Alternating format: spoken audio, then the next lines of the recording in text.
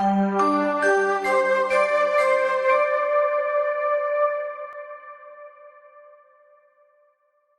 you so much, Mr. King, for giving us an opportunity to sit down with you and have a quick chat regarding your company, MICROmega. As a point of departure, who is MICROmega to our viewers? MICROmega is a group of companies. We've got four main businesses. We're in financial services, we're in labour supply, IT, and occupational health and safety. If you look at the group historically, the health and safety business, which is the NOSA business, has really carried the group. So over the last 7 or 8 years, the level of growth in NOSA has been the one that's really driven the group.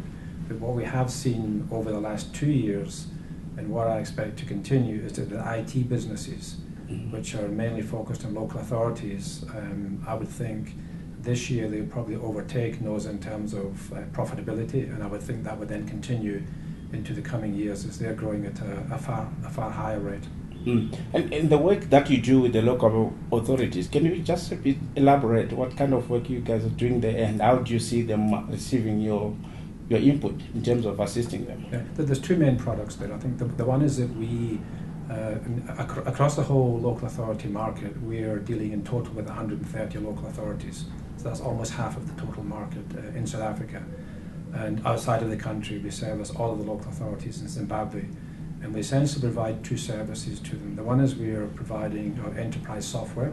So that would be very similar to the SAP software system, where we're now looking at the municipal market where there's a challenge and a need by government to ensure that the local authorities standardise on their accounting, reporting and business processes. Yeah. And the software that we've developed makes us at the moment number one as far as the smaller local authorities are concerned. So that's been a huge market for us and will continue into the future. And in addition to that, we're also providing revenue management solutions, and particularly water.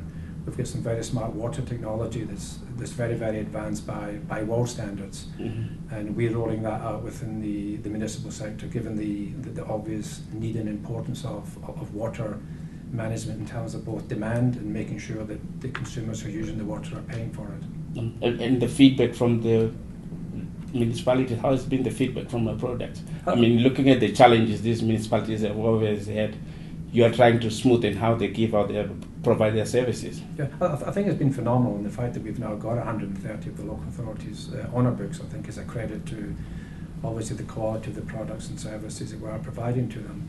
And we also announced a couple of weeks ago that we had a breakthrough with the Nelson Mandela Bay Metropolitan, because we'd found that we'd been very, very successful with the smaller local authorities, but it was quite a challenge for us to get a product into the metros, where certainly in the software side, SAP and the large-scale software providers were dominating that market.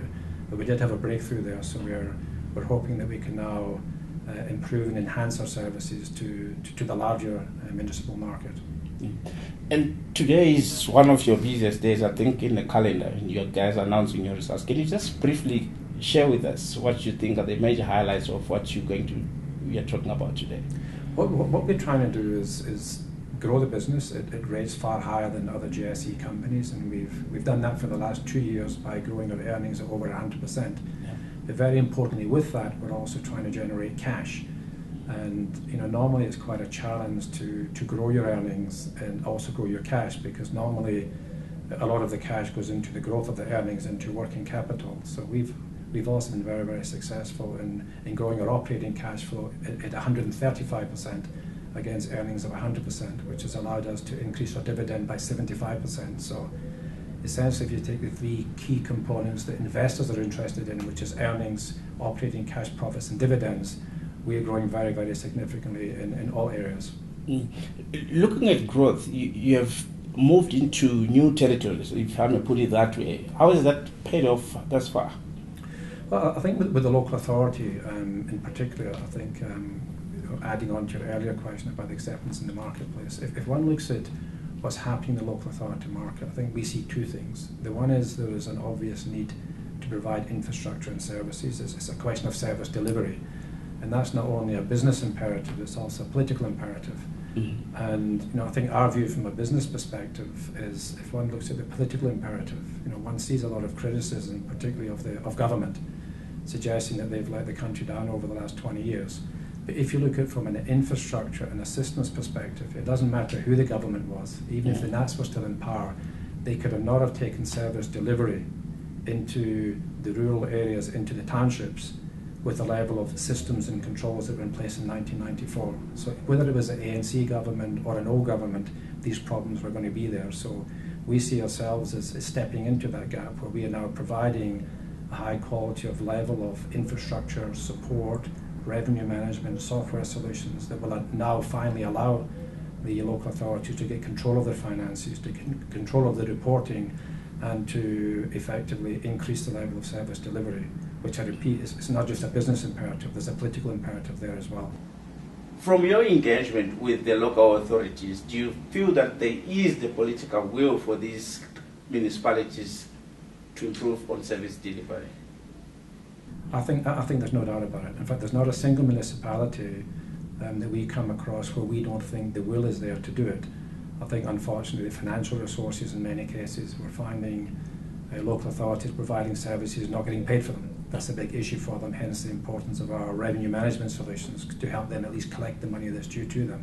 But we're certainly finding that there's a will there within the local authorities, and there's a very, very strong impetus from National Treasury at the moment to ensure that service delivery is increased and that wastage also is significantly reduced. And that's the very market I think that we are targeting. We've done well over the last couple of years, but we see ourselves continuing to grow very, very successfully and profitably in that market in the coming years.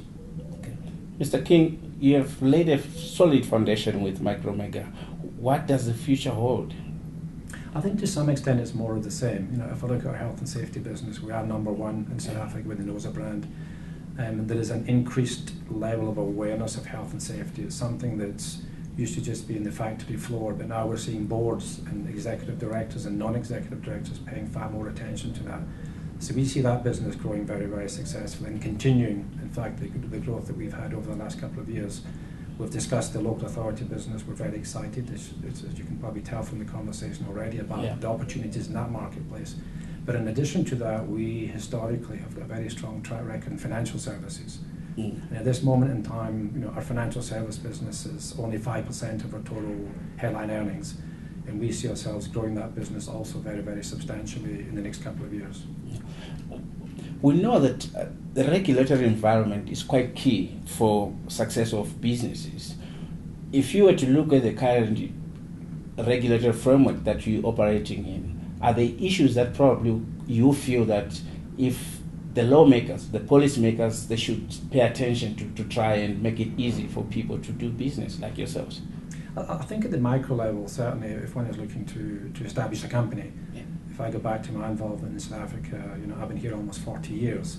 And if I go back 20 years ago, I could probably have established a new company in 3 or 4 days in terms of the paperwork and the registrations, whereas now it can take you months. So I think that's a factor certainly for startup businesses, for small entrepreneurs who are trying to get their businesses started.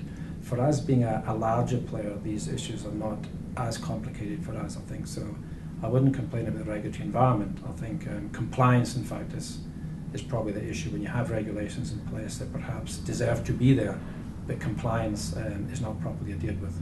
There's been a movement in the share price of MICROmega in the past few months. What has been the reasons behind such a move? Yeah, I think the two things that's happened. The one is that if you look at the MICROmega businesses that has been developed over the last 10 years, a large part of that development phase was at a time when I was personally involved with the dispute with SARS. I think it's a well-known dispute. I don't want to go into the detail of that because it's almost 2 years behind us, but there's no doubt that affected the share price because investors were very wary of getting involved with MICROmega because there was great concerns that MICROmega was being tied up in my tax dispute. So it was a big issue from an investor point of view. So I think what we did find is that once I'd settled the tax dispute with SARS, which is almost 2 years ago now, that the share price played catch-up and got back to a more natural level. So there was a level of catch-up initially. And I think thereafter there's just been more a question of the level of energy that my time and executive time that was tied up in, let's say, non-productive endeavours has now been fully freed up. And we're now growing the business at very, very fast rates as we're applying our minds to growth now. So I think we're seeing the two things. The one is an initial catch-up to probably fairer value at the time, whereas now there's a greater anticipation in the market that we have grown very, very substantially. We have got some good businesses in place, and it will continue to grow at well above market rates in the future. And what's the valuation of MICROmega at this point in time? Well, MICROmega at the moment is an P of roughly about 20, which we think is incredibly modest, given if you look at, say, Bidvest is trading, fairly close to that level with growth rates of maybe 6 or 7%. So we would certainly expect that our PE multiples, if the business was maybe better researched, better understood, or more investors were interested in it, we would expect the share price to continue very, very strongly from the current levels, particularly given that we foresee a continued ability to deliver well above market growth relative to other companies in the stock exchange. MICROmega has huge presence within the water sector in the country and on the continent.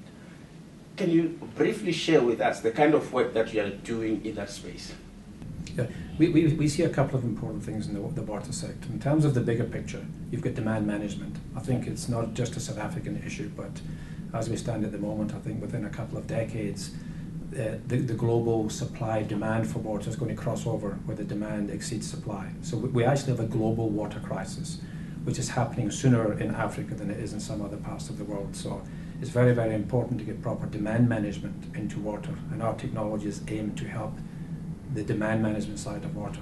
But in addition, within South Africa, what we have seen is that because of a combination of dilapidated infrastructure and a combination of quite simply theft of water through deliberate alienation of water, diversion of water, and non-payment, that we're finding that again, going back to local authorities, that they, in many, many instances, are paying more for the bulk water they receive from Rand Water or Umgeni Water than they're collecting from their consumers. Yeah. And that makes the local authority unsustainable. So we've got technology in place where we can monitor the flow of water to make sure, first of all, that there's rapid detection of any alienation or misuse of water. There's rapid detection of any water that might be leaking in terms of the infrastructure, so you know where to repair it. Yeah. And very, very importantly, collection systems that make sure that whoever uses water ends up paying for it. And how has been the buy-in from the authorities in this regard? It's been phenomenal. That business has grown at well over 100% in the last year. The order book this year is looking fantastic. We've just taken orders in Lusaka and Zambia, so it really is a business where we're very, very excited. And in fact, the biggest manufacturer of smart water technology in the world, in America, in fact, has now taken our South African developed technology into America, into Southern California, because they're facing some of the very same issues. So it is an area of the business where we're very excited about, because we think we'll make very good money out of it, and it is an area we're providing a very essential service to South African consumers and to the local authorities. What have been the key critical success factors for MICROmega that you can share with us? I think there's a number. I think they're probably common to most businesses. It's a question of getting the combination right. But I think that we look, particularly given that we are asking investors to view us as a high growth share, then we think clearly the ability to grow is something that we've got to demonstrate to investors. In order to get that right, there's a number of things have to be in place. I think firstly, our product and our service has to be something that we think that we can take to the market, that's going to be accepted by the market, but very, very importantly and critically, it has to be products and services where we're what we call a price maker, not a price taker. So by way of example, if we were looking at a large market, we would never want to be in a position where we own 10% of a market, because anyone that owns 10%, no matter how big the market is, you're a price taker, you're never a price maker. So what we're looking for is opportunities in the market where, if there is a substantial market, we would rather own 100% or 5% of it than 10% of it. So we're looking to create niche opportunities in markets. So while we say we're IT, we're not IT in the sense that we're competing with Dimension Data and BCX and EOH. We actually define markets, we create markets around products. In that way we can own our market segments, we can grow within our own markets, and very importantly, I repeat, being a price maker, not a price taker, is very important for margins. And the other critical success factor is to try and balance growth with your infrastructure and resources. I think there are so many companies we've seen who grow very, very smartly and very, very quickly and get increased market share, but they fall apart because they haven't got the intellectual resources, they haven't got the systems and infrastructure. And we're very, very careful to manage growth. So for example, if someone came to us right now and said we could give you a contract for R1 billion with a municipality, we wouldn't take it. Because it's just too, we wouldn't get excited about the amount of money. It would be very, very important that we can deliver on it. So what we are doing is getting the right balance between product positioning, service positioning, and our ability to deliver high growth. MICROmega is a local and a global company. What are the challenges that you have been facing locally and at other places where you guys operate? I think if we look at the challenges, they're probably more in Africa at the moment. You know, we do have some businesses outside of Africa, but there are specific challenges in Africa, I think, in terms of doing business in Africa. And South Africa is included within that category. And there's two really, as I would see it. The one is you have to be very careful about getting payment. You know, it is a big issue, and I think a lot of our commercial conditions are such that we do try and make sure we get payment, because it is a big issue, particularly as you go into Africa. So we're very, very, very careful to ensure that the commercial terms and conditions that we operate under guarantee that we get paid. And we would turn down a large contract, even if it helped our growth, if we didn't think we were certain to get paid. So that's an ongoing challenge, I think that we have. And the other one is it's very often the difficulty of dealing with local influence. And we find the marketplace is quite unstructured, so it goes from, we see levels of corruption in Africa, we see levels of local influence, where very often when we are trying to get business, other players are coming in who perhaps don't have the competence for service delivery but are still getting awarded tenders.